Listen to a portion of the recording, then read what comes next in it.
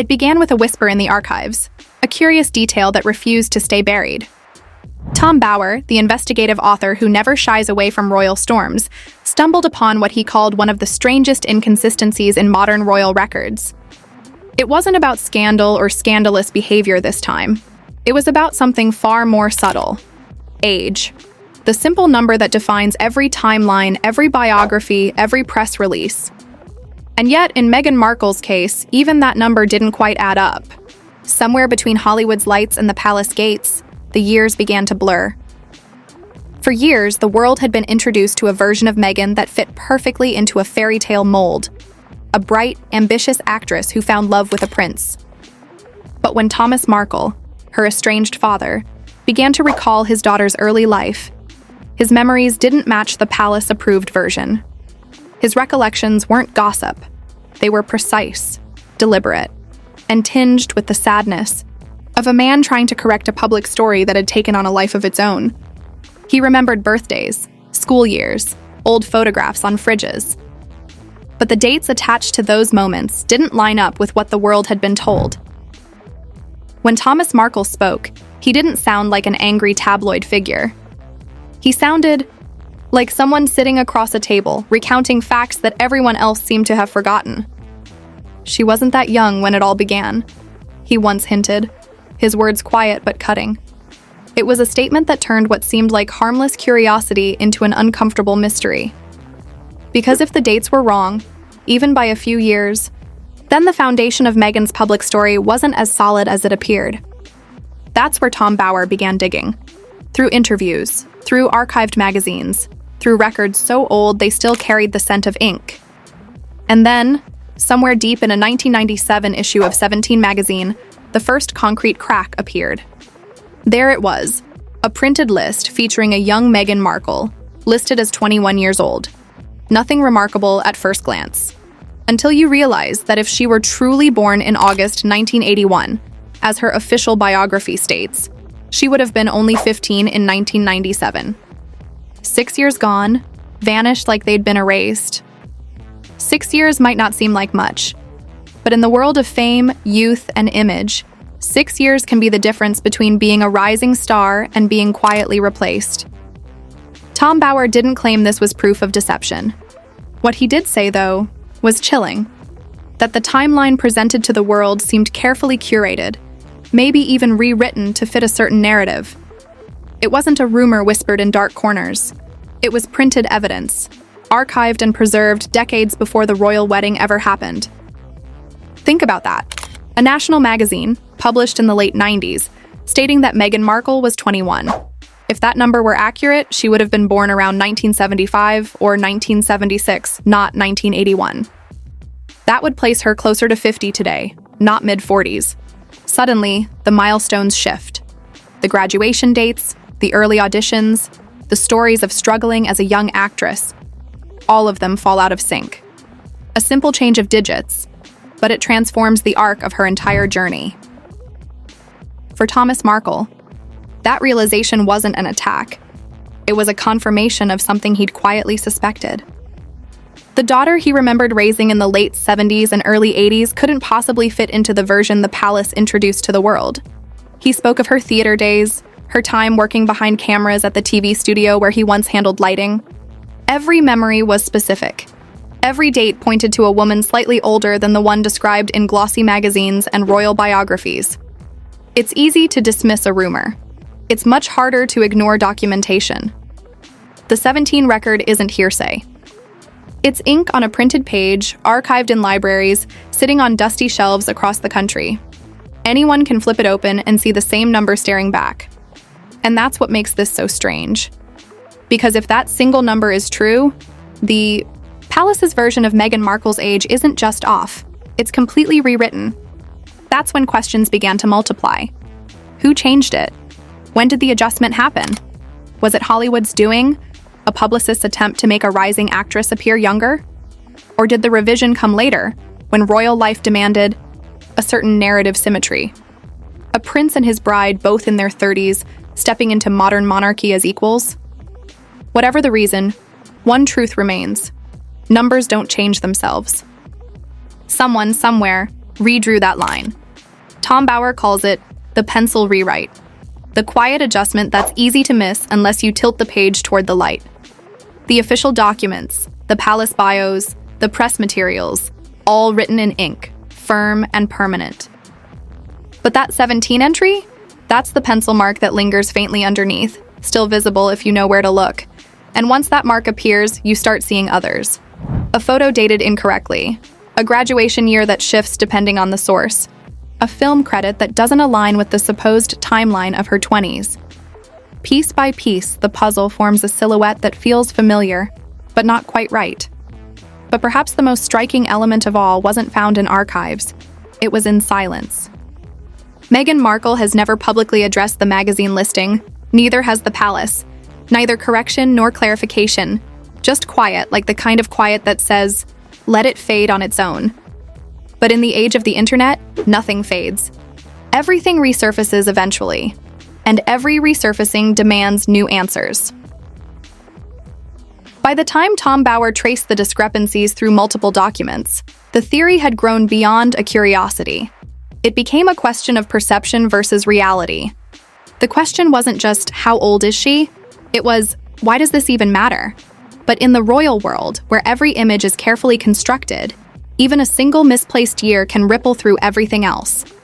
It changes how the world sees a duchess, how Hollywood saw an actress, and how history will remember both. The more you look, the less you're sure which version of Meghan Markle's story is real. The official one written in ink, or the forgotten one hiding beneath the paper. By the time the dust settled on the age debate, Tom Bower had turned his attention to something even more delicate, the mystery surrounding Archie's birth. It wasn't about gossip anymore. It was about timelines that didn't align, details that contradicted protocol, and a birth story that read more like a movie scene than a medical record. The official version, told through Prince Harry's own words, was beautiful, serene, peaceful, perfectly orchestrated. But when Tom Bower cross-checked that account with the hospital's own procedures, he found a story that refused to sit quietly. In Spare, Prince Harry describes a glowing atmosphere, candles, birthing balls, calm music, and the miracle of Meghan Markle giving birth after 2 epidurals. 2. Doctors who read that line blinked in disbelief. Epidurals aren't like painkillers you stack. They're continuous. You don't take one and then another. It's one long-running treatment managed carefully by anesthesiologists. So when Tom Bower interviewed medical staff familiar with London's elite maternity practices, they said what many thought but never dared to voice. That's not how it works. What puzzled Tom Bower even more wasn't just the medical confusion, it was the timeline. According to Prince Harry, they left Portland Hospital roughly 2 hours after the birth, returning to Frogmore Cottage to begin their new life as parents. But anyone who's ever driven from central London to Frogmore knows the math doesn't work. The drive alone takes an hour on a good day. That leaves 60 minutes for delivery, recovery, discharge, and transport, all while Meghan had supposedly undergone epidural anesthesia. For any woman, that would be impossible. For a high-risk pregnancy, it would be unthinkable. And that's the phrase doctors kept repeating, high risk. Because medically, Meghan Markle's pregnancy fell under what specialists call geriatric. It's not an insult, it's a classification. Any expectant mother over 35 is placed under tighter observation, with extended monitoring and mandatory recovery hours. But in Prince Harry's idyllic retelling, that part vanished completely. What replaced it was a cinematic version of events, a wellness retreat, not a medical ward. Soft lights, gentle laughter, and a quick exit. A story polished enough to sound magical, but fragile enough to break under scrutiny. When Tom Bower reached out to hospital insiders, the tone of his investigation changed. He wasn't chasing tabloids. He was talking to professionals. One staff member, who claimed to have worked within those very halls, described the official account as too neat to be true. Their words weren't accusations, they were observations. Every delivery leaves paperwork, they said. Every patient leaves a trace. But when it came to Meghan Markle's delivery, those traces seemed to vanish behind confidentiality walls stronger than ever seen in similar royal births. Why such secrecy? Why such precision in telling a story that could never be verified? That's when whispers of management, not medicine, began to emerge. To control a royal narrative, you don't erase facts. You replace them. You give the public something more beautiful to believe in. And that's what made Tom Bower's discovery so unsettling. The more he compared the palace's official statement to medical protocol, the more he saw performance in place of process.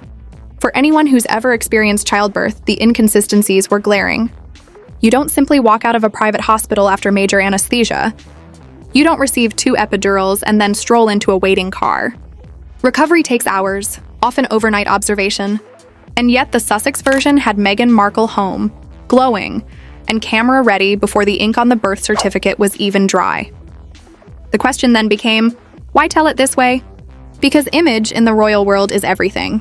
Every photograph, every press release, every statement is designed to uphold the illusion of control. Tom Bower wasn't accusing. He was observing. He noted how Prince Harry's book reads like a film script, one where pain is edited, time is compressed, and reality bends to make the narrative smoother. But hospitals don't operate like movies. They operate on documentation, procedure, and accountability. And that's why the cracks mattered. By the time the palace confirmed the birth details publicly, online communities had already begun dissecting the timeline. Doctors posted diagrams. Midwives discussed protocols. Fans compared footage, press releases, and statements, noticing small differences that seemed trivial at first but multiplied with every rewatch. The more the palace tried to stay silent, the louder the questions became. Silence, after all, has a sound of its own, one that echoes louder than denial. Tom Bower finally said what many had been thinking. Maybe this wasn't about lies, but about editing. Maybe the story was trimmed, softened, and rearranged to fit the royal myth. Not because they wanted to deceive, but because the truth was too ordinary to sell. A woman giving birth in pain doesn't make headlines. A duchess giving birth in perfect peace does. And that's what made the fairy tale so fragile. The final piece of the puzzle came when insiders mentioned preeclampsia, a dangerous condition that reportedly shadowed Meghan's pregnancy. For anyone who's known someone facing it, the idea of leaving a hospital within 2 hours is unthinkable. It requires constant monitoring, medication like magnesium sulfate, and a slow recovery under watchful eyes. But in Prince Harry's version, it disappeared, replaced by a glow of perfection that didn't belong in medical files. By then, Tom Bower's theory wasn't just about inconsistencies. It was about control, about how power rewrites small truths until the rewritten version becomes accepted fact. A story told enough times becomes memory. And once it's printed, memory becomes history. The birth, the age, the timeline, all drawn carefully, like pencil sketches that could be shaded darker or lighter, depending on who held the eraser. But here's the haunting part. Pencil fades. Ink doesn't. And no matter how carefully that royal story was drawn, the faint outlines of the original truth are still visible if you tilt the page just right. Because beneath every carefully constructed fairy tale lies something raw, human, and unedited. Maybe Meghan Markle's story was never meant to deceive. Maybe it was meant to protect. But protection has a cost. Once you choose the polished version of truth, the real one begins to haunt every line you rewrite. And that's where Tom Bower leaves it. Not as a verdict, but as a riddle. A puzzle wrapped in royal PR, medical timelines, and the quiet power of omission. Whether those gaps are accidents or design, only time will tell. But one thing is certain. Once the light hits the page, you can't unsee what's written beneath the ink.